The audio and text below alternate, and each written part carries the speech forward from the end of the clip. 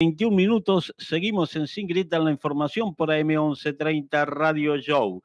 Vamos a charlar con Marcelo Ramal, que es economista, profesor universitario, dirigente del Partido Obrero y, por supuesto, ex legislador también de la ciudad. Buenas tardes, Marcelo. ¿Qué tal? Buenas tardes, ¿cómo están? Muy bien. Bueno, preocupados por la situación sanitaria de la ciudad de Buenos Aires, especialmente que en nuestro ámbito, ¿no?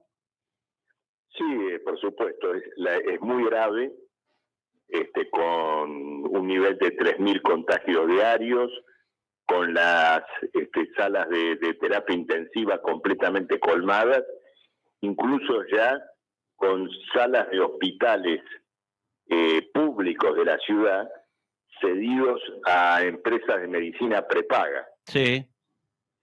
Que tienen sus ámbitos colmados. Es decir, que la famosa centralización de la salud se ha dado del modo más negativo, porque están colocando al hospital público al servicio de la salud privada. En cualquier caso, es una situación dramática que debería ameritar una restricción, un confinamiento estricto hasta que se baje, ¿no es cierto?, el número de casos. Claro. Y por supuesto, asegurar la suspensión de la presencialidad escolar, que se ha convertido en una bandera verdaderamente nefasta del jefe de gobierno, que ya carga sobre sus espaldas la responsabilidad de los contagios e incluso de los casos fatales que se desenvuelvan por el COVID en las próximas semanas. Sí, justamente, bueno, hace unos minutos en la misma ciudad de Buenos Aires ha ordenado a las clínicas privadas que se suspenden por 30 días todas las operaciones médicas que no sean consideradas urgentes, a raíz de lo que usted dijo, Marcelo. Sí, lo vi. Por supuesto que son medidas de parche, ¿no es cierto? Totalmente. Simplemente para estirar un poco las cosas. En cualquier caso, las unidades de terapia intensiva no pueden dejar de receptar a los enfermos que por operaciones necesarias se encuentran internados en salas comunes y de pronto tienen una recaída o tienen una situación que los obliga a tener cuidados intensivos. Es decir, que es impensable una terapia intensiva dedicada exclusivamente al COVID. Así es. Así es. Marcelo, bueno, usted habló del tema de una bandera que ha hecho de este tema de la presencialidad en educación el gobierno de la Ciudad de Buenos Aires y el partido político del PRO, ¿no? Usted ha sido legislador porteño, usted conoce al dedillo las cuestiones presupuestarias, las cuestiones que ha hecho de política en educación este gobierno. ¿Esto no va un poco en contracara a lo que siempre planteó el mismo partido gobernante de la Ciudad de Buenos Aires? Es decir, han recortado presupuesto, han cerrado ciertas salas de educación por cuestiones presupuestarias y de un proyecto. Mire, ¿usted cómo evalúa esto que usted conoce y sabe bien de los números de la ciudad y de las situaciones que se han dado? Mire, es notable lo que ocurre ahora, porque se acuerdan de la educación cuando tienen que armar todo este operativo de presencialidad, pero la realidad es que la escuela pública en la ciudad de Buenos Aires está librada a su suerte. Claro. Miren, en los últimos 10 años, la participación del rubro educativo en el presupuesto total de la ciudad cayó 10 puntos porcentuales, del 27% al 10%, al 17%, 10 puntos porcentuales. Usted se imagina que en un presupuesto, en general todo presupuesto, se caracteriza por una relativa estabilidad. Es decir, los gastos en principio son los mismos que los del año pasado, para hablar en números gruesos. Sí, básicamente, ¿no?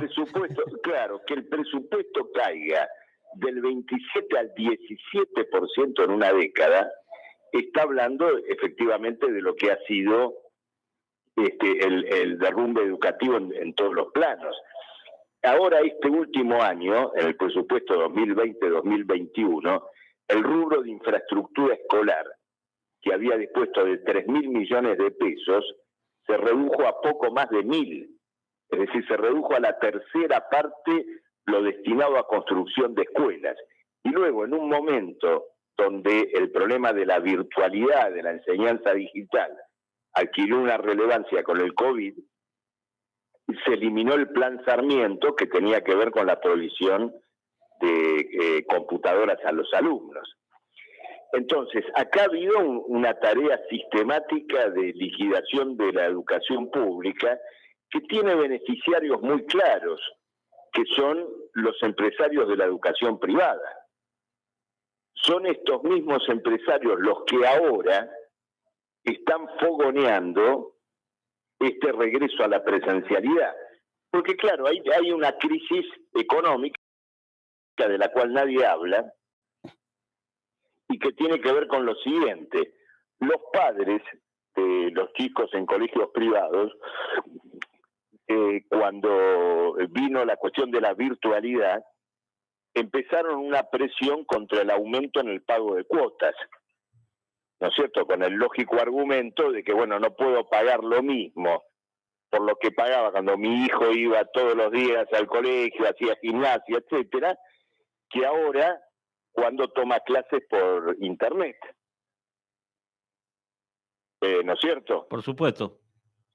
Entonces, con esta presión, la educación privada ha estado muy fuertemente con la reta presionando, ¿no es cierto?, por este regreso prematuro, letal a la presencialidad. Pero esto no es nuevo, el desfinanciamiento de la educación pública en la ciudad de Buenos Aires, con los números que yo le di recién, es algo que se viene dando desde hace mucho tiempo y que es funcional al aumento de la matrícula en la escuela privada. Claro. Entonces, realmente, este gobierno se acordó que existía la educación pública para montar este operativo en favor de la presencialidad, que no tiene nada que ver con la educación. No les importa la educación. Lo que está en juego acá es otra cosa. Lo que está en juego es el interés de que el colegio actúe como guardería, como lugar, ¿no es cierto?, de tenencia de los chicos para los padres que tienen que ir a trabajar. Y detrás de esto, ¿quiénes están? Las empresas que no quieren seguir pagando licencias a las madres o los padres que no pueden llevar adelante tareas por el cuidado de sus hijos o que piden mediodía para poder ocuparse de sus hijos que no pueden ir a la escuela. Entonces, tenemos un sistema económico y social que no quiere financiar los costos de esta grave pandemia. Y si no lo financian, bueno, mandamos al muere no solamente a los padres, a los chicos, a los docentes, sino a todos los que se involucran a través de muchísimas interrelaciones con la vida educativa, que mueve muchísimo desde el punto de vista de la movilidad, el transporte, negocios aledaños. Todo eso es lo que debería aplacarse con la suspensión de la presencialidad escolar. Esta es la realidad. Sí, totalmente. Marcelo, también hay que decir que este mismo gobierno, el que tiene esa actitud, como siempre, de ataque a los trabajadores y de siempre tratar de presionar a los sectores de los trabajadores en poder lograr su objetivo. Se está dando circunstancias muy lamentables en los colegios privados que usted hizo hincapié, porque hay justamente despido a docentes que ejercen por una cuestión en estos momentos de vida y de salud su derecho a no presentarse a trabajar. Sin embargo, están siendo coaccionados y hasta se ha dado despido, ¿no? Así es, ha habido docentes despedidas en la escuela Hort, Sí. Por el simple hecho de adherir a medidas de fuerza que tenían que ver con el rechazo a esta presencialidad. Claro. Es decir, en una situación que incluso está controvertida, porque para el gobierno nacional esto es un desacato, bueno, sin embargo, el que ejecuta el desacato no recibe, digamos, ningún tipo de sanción, pero el que defiende su vida y su salud, ejerciendo el derecho de huelga, es despedido. Por supuesto. Marcelo, ya lo interrumpo. Es tal el grado de inconsistencia de la medida del gobierno de la ciudad que está hasta discutido judicialmente y en la ley donde ellos teóricamente se amparan siempre, ¿no? Hablan de Claro, la institucionalidad y sin embargo no han hecho caso a la decisión de un juez federal, ¿no? por supuesto. Pero mire, yo le voy a extender las responsabilidades. Es decir, yo creo que en esto que ha ocurrido, me parece vergonzosa también la conducta de la Corte. Claro. Es una vergüenza. Y le voy a decir por qué acá ya apelemos casi al estricto sentido común. Sí, sí, sí, sí. Adelante, La Marcelo. Corte debería haber dictado un fallo de una carilla hace una semana ya, no sé cuánto hace que estamos con este tema, hace 5 días al menos, Sí. que dijera lo siguiente: miren, no sabemos quién tiene razón, pero mientras se discute quién tiene razón, y como medida cautelar, se privilegia el criterio sanitario. Si nos equivocamos, si todos se equivocaron, mejor equivocarnos por un exceso de celo sanitario y no equivocarnos por una falta de celo sanitario. ¿Me entiende? ¿Sabe qué Entonces, pasa, Marcelo? Además, ¿sabe qué pasa? Que dictar que esa equivocación que usted que dice se transforma en la falta de una vida después. Porque cada por número que vemos supuesto, es una vida humana y eso que es lo que parece que la gente por ahí no toma conciencia, o los por funcionarios, eso. ¿no? Entonces, la resolución de la Corte ha sido bochornosa. Es decir, esta determinación de decir, bueno, 5 días para que el gobierno presente pruebas. Luego se tomarán otros tantos días para opinar sobre qué les parece lo que se está discutiendo. Eh, eh, Todavía es más grave, si me permite, por lo Sí, sí, sí, siguiente.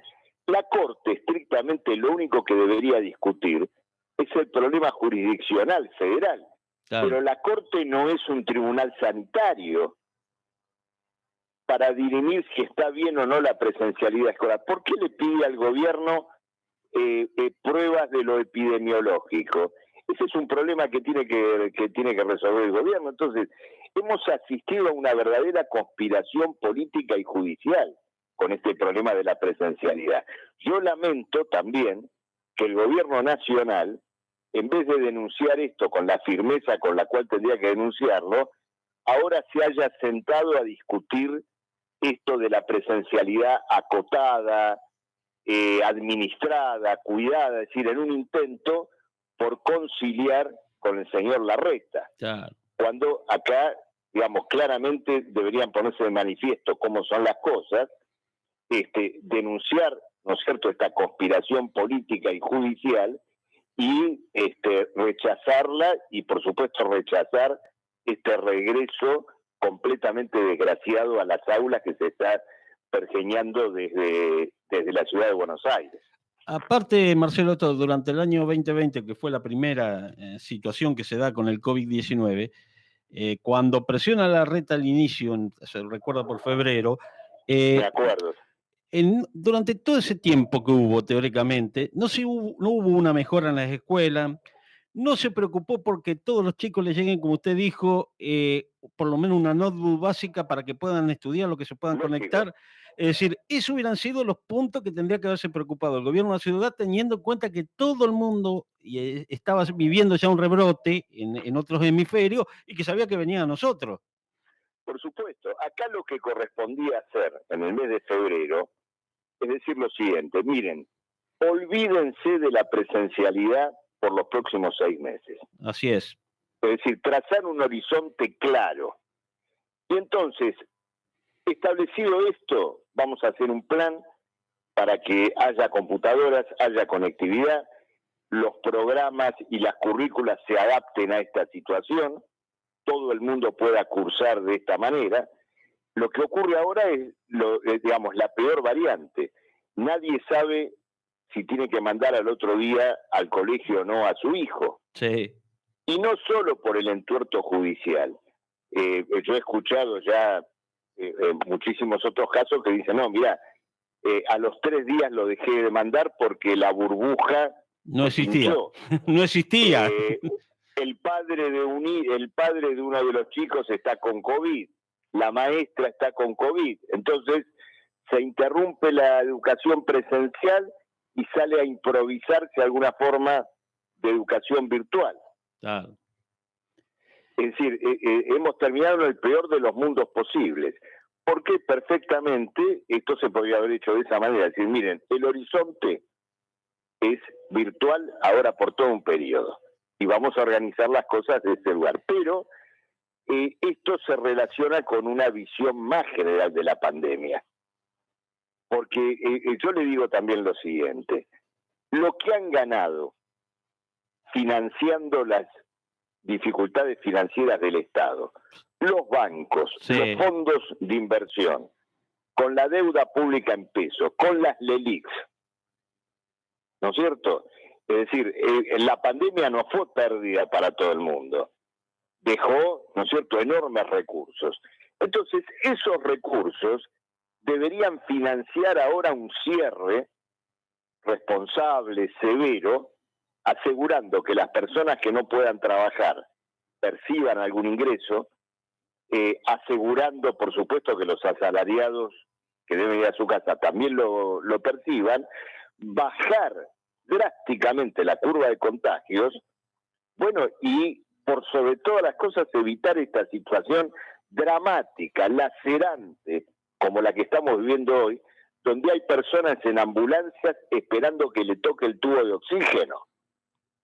Sí. Porque de eso estamos hablando, no estamos hablando... perdóneme que le diga, ¿no? Que adelante, hay Marcelo. canales de televisión que han perdido la moral. Sí, totalmente. Llevar a un especialista en pedagogía para discutir la conveniencia de ir al colegio, cuando la gente está muriendo por falta de un tubo de oxígeno, es una inmoralidad política. Así es. Así es, y comparto totalmente lo que usted expresa, Marcelo. Realmente esto es lo que le puedo decir. Uno hasta se enoja realmente, aunque ya hemos vivido muchas cosas, estamos curtidos, no hemos vivido esto y realmente, digamos, lo triste sería no indignarnos. Es positivo por lo menos que nos indignemos. Por supuesto. Y hay que recordar una cosa, este es el mismo gobierno de la ciudad que hace trabajar a nuestros trabajadores de salud justamente a cero prácticamente por ciento de aumento durante este año, es el mismo que no le da la categorización a los enfermeros como profesionales de la salud, y es el que no ha invertido, porque ahora durante este tiempo, volvemos a lo mismo de la escuela, tampoco invirtieron ni en respiradores, ni en tubo de oxígeno, ni en todas las precauciones que había que tomar porque sabía que esto se venía. ¿Y sabe por qué, Marcelo? Porque no es negocio para ellos gastar en una cuestión que no les reditúa, porque siguen haciendo veredas en vez de comprar tubos de oxígeno, un ejemplo. Totalmente de acuerdo. Realmente es muy claro, ya en abril, mayo del año pasado, estaba muy claro que el sistema de salud tenía que funcionar en la ciudad de Buenos Aires con un gran colchón de capacidad ociosa. Y así va a tener que ser la salud en el mundo en el próximo periodo. Claro. Es decir, nosotros tenemos que pensar en hospitales con una sala entera de terapia intensiva vacía en condiciones normales, pero preparada para situaciones de emergencia como esta. Nada de esto se hizo, y además, por lo que usted menciona, quiero decir lo siguiente: cuando se habla de la saturación del sistema de salud, ojo, porque el sistema de salud no es un montón de camas o de respiradores. El sistema de salud son fundamentalmente sus trabajadores. Por supuesto, el material humano. Los trabajadores de la salud están en un estado de enorme agotamiento, en una condición salarial penosa, y luego, digamos, arrastrando las consecuencias de un régimen laboral donde efectivamente una enfermera, para poder ganar algo que no llega a una canasta familiar, pero parecido a una canasta familiar, tiene que hacer horas extras, seguir trabajando después de las guardias, es decir, llevar adelante un régimen laboral extenuante. Yo trabajé mucho en la legislatura en torno justamente de la modificación de ese régimen laboral para establecer la jornada de 6 horas con un salario adecuado. Bueno, todo esto hoy se pone de manifiesto ferozmente. Sí, terrible, lamentablemente. Marcelo, le agradecemos por su tiempo y, por supuesto, abogamos que podamos pasar de la mejor manera esta difícil situación en nuestra querida ciudad de Buenos Aires y que esto también sirva para que la gente razone y piense cuando tenga que ir a la urna en un corto plazo, ¿no? Bueno, esperemos que sí. Le mando un abrazo, ¿eh? Un fuerte abrazo. Adiós. Le agradezco.